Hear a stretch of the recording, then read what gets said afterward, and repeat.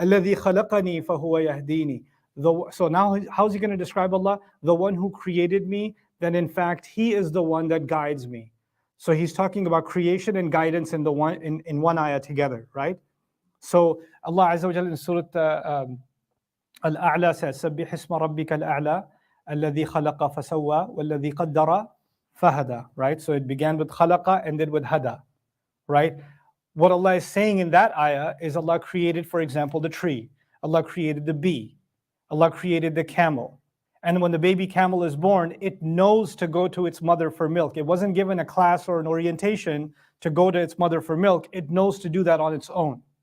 The bee knows to go to the flower and extract. It knows to go back and build its hive and serve the queen. It knows to do this because Allah didn't just create it, He also guided it.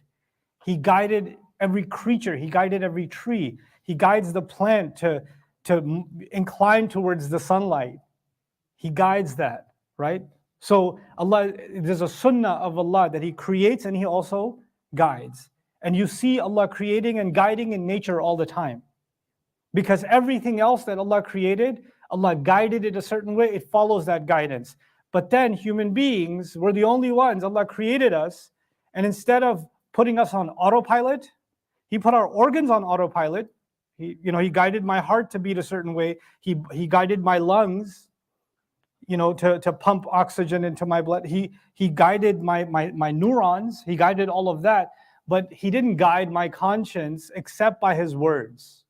And then He gave me a choice whether you want to follow it or not.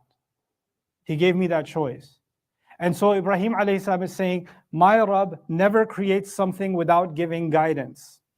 And so if He created me, then I cannot believe that He just created me and then left me alone. There are other philosophies of God that exist in the world where God created and then He got busy with other things. Y'all can do whatever you want.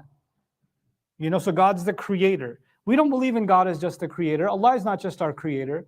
So what did Allah do? Allah created me. Ibrahim alayhi salam saying, He created me, but He also continually guides me. He continually guides me. He actually directs me. So I wasn't just left to my devices. And if I don't follow His guidance, now think about that. Amin Asad said this is what I'll let you go with today.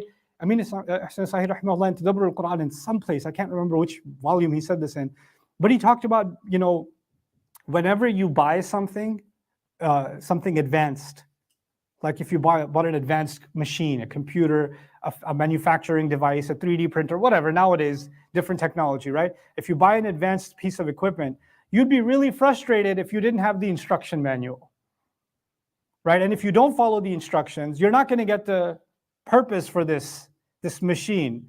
This machine that's supposed to be able to print 3D, objects, you're using it to squeeze ketchup or something. I don't know. So, because you're not getting out of it what it was made for. The most exquisite creation of Allah, according to Allah Himself, is the human being. لَقَدْ خَلَقْنَا الْإِنسَانَ فِي أَحْسَنِ تَقْوِيمٍ. We're a remarkable creation of Allah. So remarkable that the angels, the legions of them, are commanded to do sajda. You think the human being is just going to be left to his own devices? It doesn't come with an instruction manual? Doesn't come with what's the best use? What's the worst use? What are the cautions? What are the disclaimers? What is the beware? Isn't that what Revelation is? It's literally the instruction manual for how to live my life. What's the best use of this gift that Allah has given me? These faculties that Allah has given me, this mind that Allah has given me, this heart that He has given me, this conscience that He's given me, even this body that He's given me. How do I balance all of it? That's the purpose of guidance. So He says, الَّذِي خَلَقَنِي فَهُوَ يَهْدِينِي.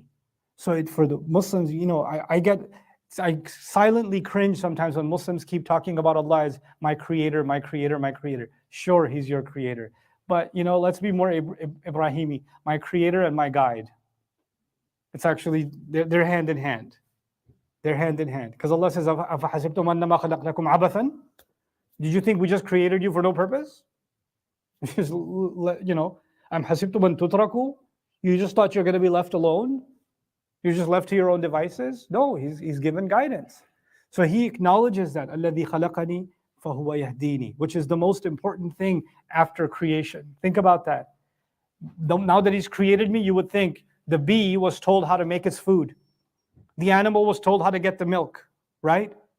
So then the baby knows how to drink the milk from its mom, right?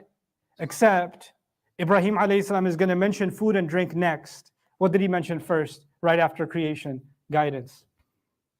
Like for human, we're a different species than all the rest of the animal kingdom. Why? Because after being created, the priority for us is guidance even more than food and drink. Even more than food and drink. Subhanallah. الذي خلقني فهو يهديني والذي هو يطعمني ويسقيني.